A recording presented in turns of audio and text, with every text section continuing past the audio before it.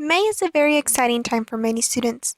They're getting ready for graduation and preparing for college. Unfortunately, not all students have that opportunity. For students with severe disabilities, it is often a challenge to determine what is next after high school graduation. There's an uncertainty of what to expect. However, continuing their education is still possible. Colleges are putting in effort to provide services and make sure students succeed. Although students with disabilities are no longer receiving modification to the curriculum through IDEA, Section 504 still allows for accommodations to be in place for these students. This means that even though they are still expected to complete all their work as did non-disabled peers, they can receive extra help to achieve the same goals. There is currently no federal law to create programs for students with disabilities after high school. It is up to state and local government and agencies to implement such services. For students with disabilities, the transition begins in high school. During the later years of their free and public education, students have the opportunity to work with a transition counselor from Texas Department of Assistive and Rehabilitative Services, also known as DARS. Through DARS, students will receive assistance in enrolling at a higher education institution. Students would also receive a stipend to pay for their necessary textbooks, and lastly, DARS assists with job placement after graduation. However, students still have to go through a series of testing to make sure they qualify for services under DARS. Locally, El Paso Community College, or EPCC, has a center for students with disabilities to help meet their needs.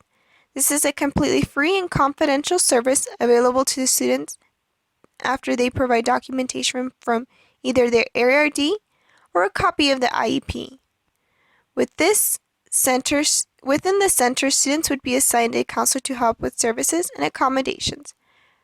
However, this is something required at all higher education institutions receiving federal funds. Some of the services offered to aid the students would be sign language interpreting, note-taking, scribe services, alternate testing environments, extended time for testing, audiobooks, reading services, assistive technology, computer-assisted instruction, tutoring. In spite of these services, students with severe disabilities would still require extra help. For that reason, EPCC has created a program called Project Hired. This program helps those students with an intellectual or developmental disability. It is still fairly new. They are currently seeking their second cohort, and since this is an unfunded program, only 6 to 8 students will be selected to participate. The purpose of Project Hire is to teach students with disabilities the necessary skills to be successful in college. Those skills being planning, organizing, communicating, and also developing social and study skills. Nonetheless, the students must still be able to access a textbook and do what every other student is completing in class. Through this program, they hope the students develop self-advocacy and self-determination skills to be successful once they graduate. The final goal for all students who participate in Project Hire is to have them complete a Level 1 certificate and obtain a job in the certificate area.